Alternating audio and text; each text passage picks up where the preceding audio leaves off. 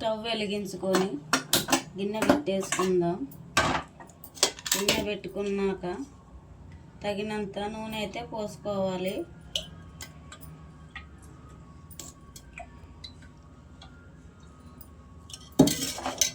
నూనె పోసుకున్నాం కదా, నూనె వేడైపోయింది. పసుపు, జీలకర్ర, పోపు గింజలు వేసుకు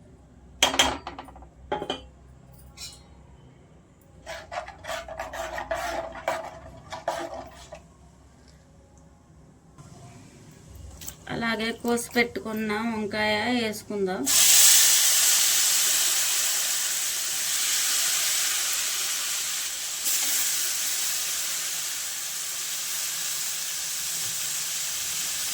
కలుపుకోవాలి.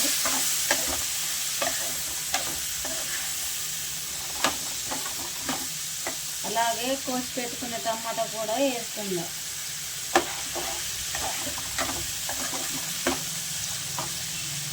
ఒక 5 నిమిషాలు ఉంచేసుకుందాం. అలాగే కొంచెం అంతా అల్లం వేసుకుందాం. కలుపుకోవాలి. అల్లం పచ్చి వాసన పోయేదాకా ఒక 2 నిమిషాలు ఉంచుకుందాం. Your John cooking channel like చేయండి, షేర్ చేయండి, సబ్స్క్రైబ్ చేసుకోండి.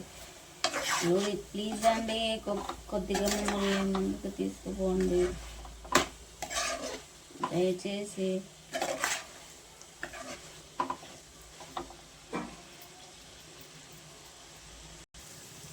అలాగే కొంచెం అంతా చట్నీ వేసుకుందామండి, పల్లీ చట్నీ.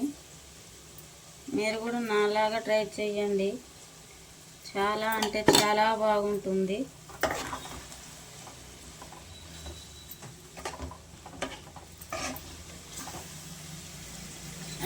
అలాగే ఎల్లిపాయ కారం వేసుకుందాము. ఇళ్ళనే సాల్ట్ వేసుకున్నా. కలుపుకుందాం.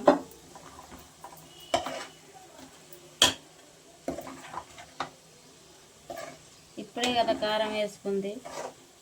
ఒక 3 నిమిషాల పాటు ఉంచేసుకుందాం. గుత్తి వంకాయ ఎల్లుల్లి కారం సూపర్ అండి, మస్తు ఉంది. మీరు కూడా నాలాగా ట్రై చేయండి.